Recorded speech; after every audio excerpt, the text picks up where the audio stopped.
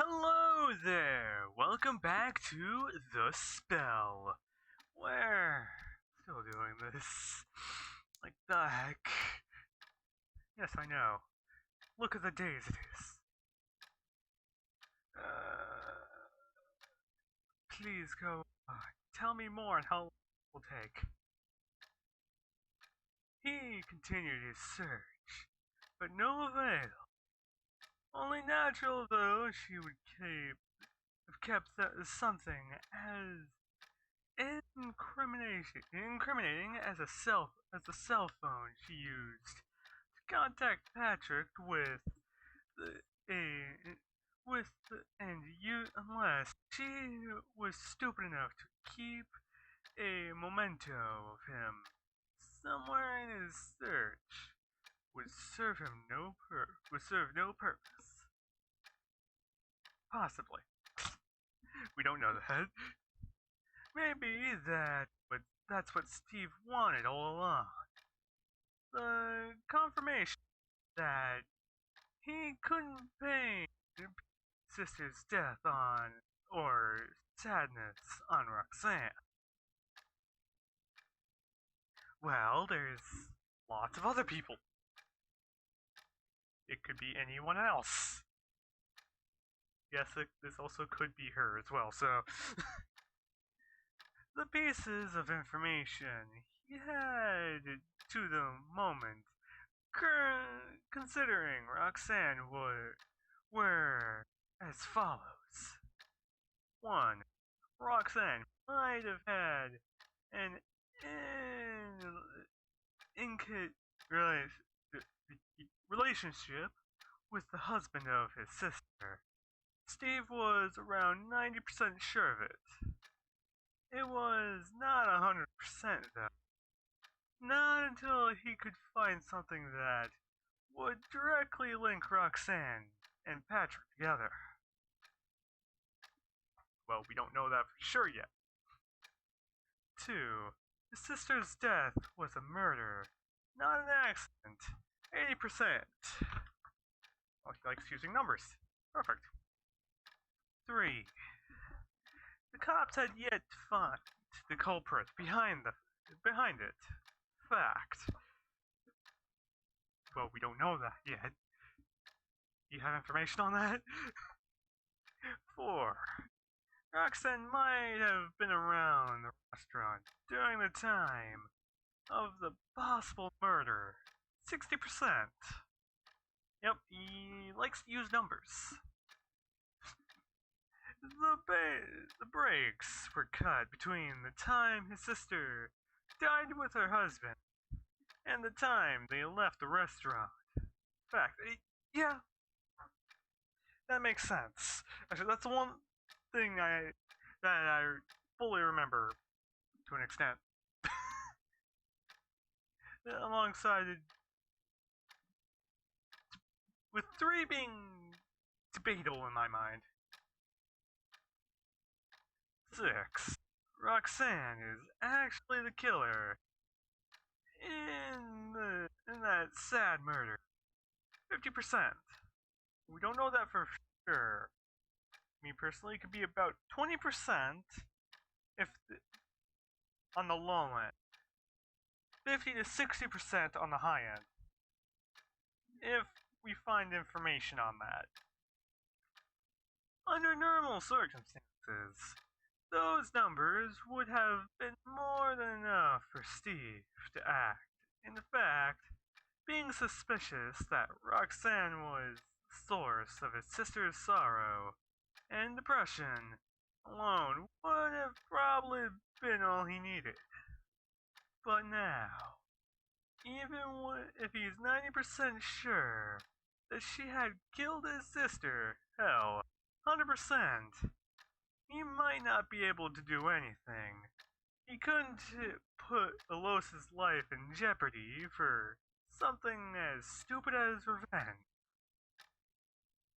Well, as long as you leave no information and no trace behind, you should be fine.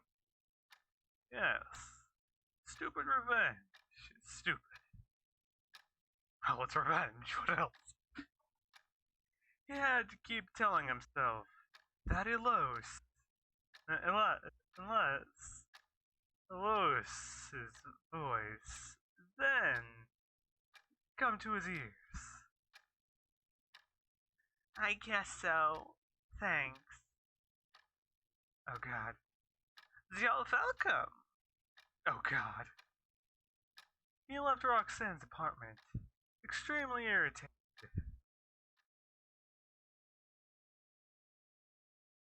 You okay?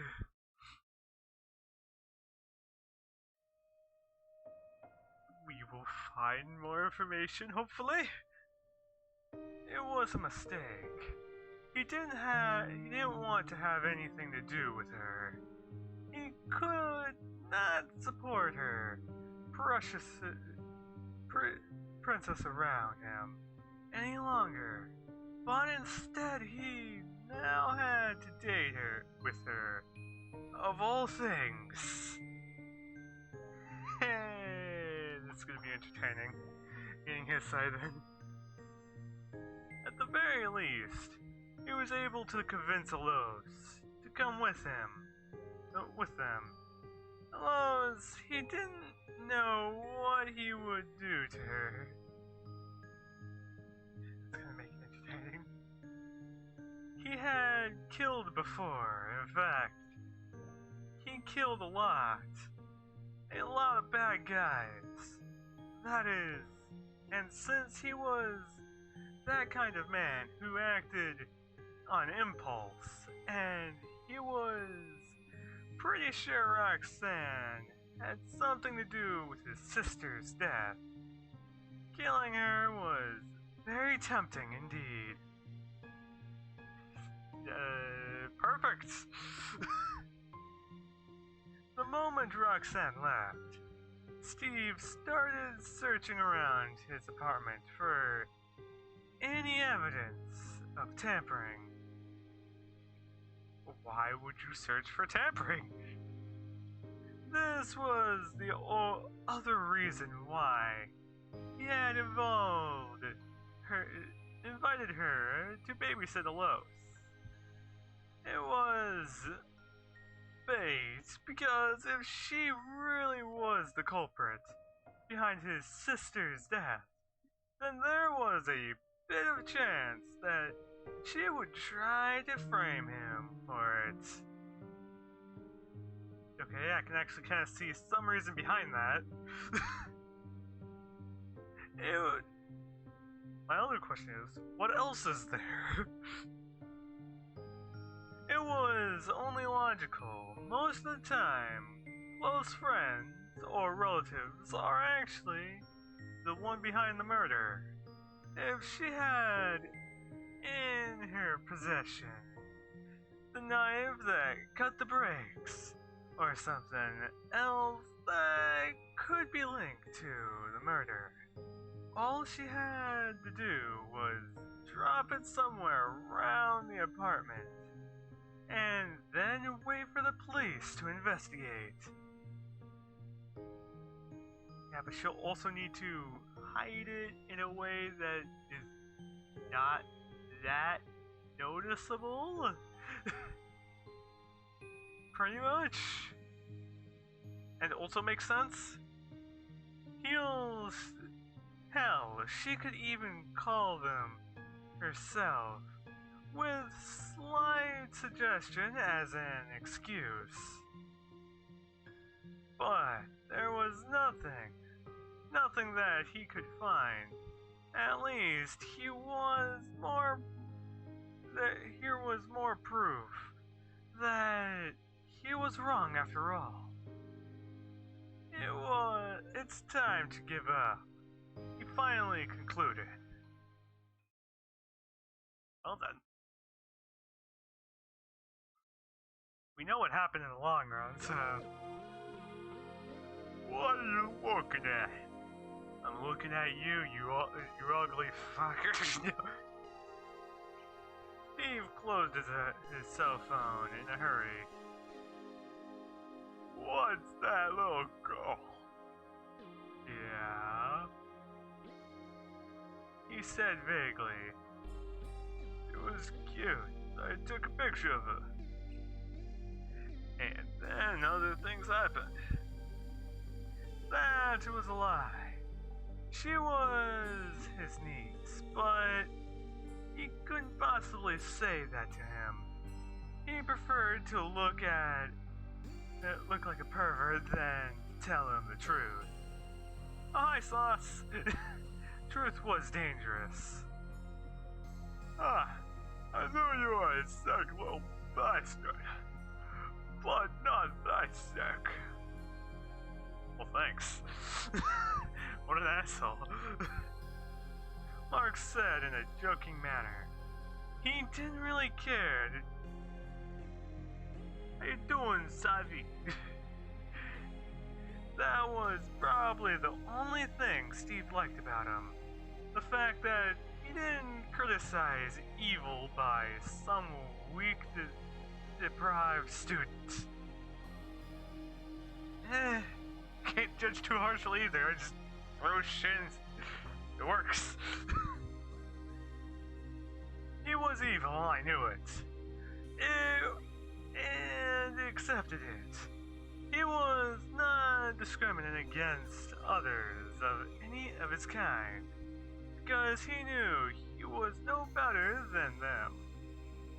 That was kind of demon Mark was. So who's the target? Steve asked, trying to change the subject. A fucking idiot who took off with one of our girls. Again. Oh yeah, I think I had his voice as the oldest story in the world. When it comes to women, men become fucking idiots. Is that so? Yeah. Anyways, small talk is over. We need to hurry. I have a birthday party in 12 hours. And I don't want to make the kid wait. Wait, in 24 hours? You have time, man. Sure. Okay, and George. He looked at Steve with his usual look of disdain. Let's try to do the cleanly this time. How cleanly are we talking? Friday. It's gonna make it entertaining. Friday came. While the girl was at school, Steve took that opportunity to look for a job. Life standing to look a bit more ordinary now that he was no longer going out during the night. He was even sleeping 8 hours a day, which surprised him immediately. He was kind of scared that the world turned him into some lazy, actually. Someone had lazy. His search was somehow fruitful. All the jobs he applied for were not appealing in the least, but he guessed it was the price to pay for a normal, uneventful life. He didn't care if it meant protecting her, then he would gladly sacrifice his old habits for it. Sadly, that's true. To protect someone, you have to make sacrifices at times. When you think about it, that is. Right. He no longer yearned for revenge. He had the strength to let it go. He believed he had. For now, that is. For frickin' now. that day, while he was reading on the couch, and Elos was in the shower, someone knocked on the door. This was the first time it had happened. Someone unexpectedly knocked on his door. This is Steve's hi, Sauce again. Steve's tensed up. He unnecessarily reached underneath the couch, but he had only grasped air. That's right, he had stopped hiding his gun around the house. Perfect. No more violence. You kind of loosen up a tiny bit. It's not bad to be freaking tense at times, but being too tense can be a bad thing. He walked to the door with force, nonchalant, and opened it without looking through the people. People act like normal, right? Not stressing or apprehensive, simply careless, and without any worries. A man in the mid-50s was waiting on the other side of the door, a stern expression on his face. This was underwhelming, to say the least. Yes. Oh god. No. Wait. I knew it was there somewhere. You gotta get rid of that thing. What is it? The man was not making any sense. Don't act innocent. You're cats. What else?